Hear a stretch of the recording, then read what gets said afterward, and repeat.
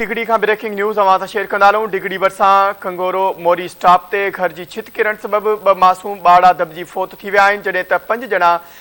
जख्मी पिण थिया मरहूम गुलाम मोहम्मद मंगणहार के घर की जे वरांडे की बुधाए वजे पियो छित ओचितो पट पैजी वही उरूज फातिमा ऐं अज़ान मंगणहार दम ॾेई छॾियो आहे जडे त 2 ॿार फैज़ान ऐं ईशा ऐं 3 औरतूं भी ज़ख्मी थी विया जिनके अस्पताल मुंतकिल किया वियो आहे। खबर के हवाले से नाज़रीन अवां खे आगाह कंदा डिगड़ी बरसा कंगोरो मोरी स्टॉप ते घर की छित किरण सबब 2 मासूम बाड़ा दबजी फोत थी विया जडे त 5 जना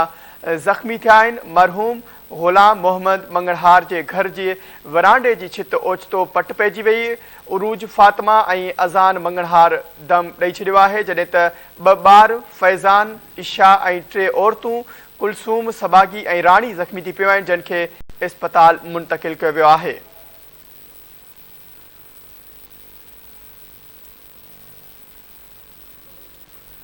अफ़सोसनाक खबर के हवाले से नाज़रीन अवां खे आगाह करे रहिया आहियूं या ब्रेकिंग न्यूज़ एक भेरो ॿीहर अवां सां शेयर कंदा डिगड़ी का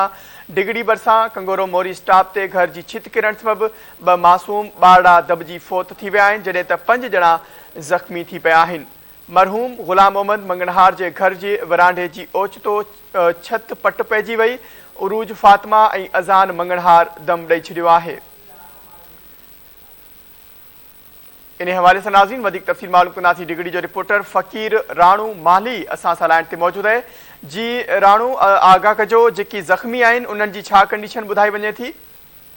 जी हाँ, ये अॼु सुबुह जो वाक़ियो ॿिनि पर जो वाक़ियो थियो डिगड़ी लॻ कंगोरो मोरी स्टॉप आहे जिते ही पोरित मंगरार जेको पोरित मोहम्मद हनीफ जे घर जी ओचितो छित किरण सबबि को मौके ते मासूम ॿारो 8 सालनि जो अज़ान उते फोत थी वियो जेके ज़ख्मी आहे ज़ख्मियुनि में जेका जो इन 2 भेणूं हिकिड़ी मां हिकिड़ी ॾाॾी हिकिड़ी पाड़ेवारी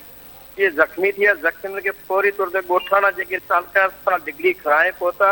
जिते डॉक्टरनि मासूम ॿार अज़ान की मौत की तस्दीक कई जॾहिं ते उनमें जेके ॿार जी मां जेका कलसूम ज़ान मोहम्मद हनीफा उनकी हालत सीरियस हुअण सबबि उनखे हैदराबाद रेफर कयो जेके बाक़ी जेके जेके ज़ख्मी आहे उन्हनि जी हालत पहिरीं खां बहितर आहे। ॿिए पासे डिगड़ी लॻ ॻोठ सुपन शाह में बरसात सबबि घर की छित करण सबबि 75 वरनि जी पीरिसन औरत श्रीमती मानू जेका आहे उहा ज़ख्मी थी पई 2 ॾींहंनि खां पोइ अॼु उहा बि फोत थी वई। जी वड़ी मेहरबानी फ़कीर राणू माली अपडेट करे रहो नाज़रीन खबर के हवाले से अवां खे आगाह करे अफ़सोसनाक खबर हुई घर की छित किरण सबब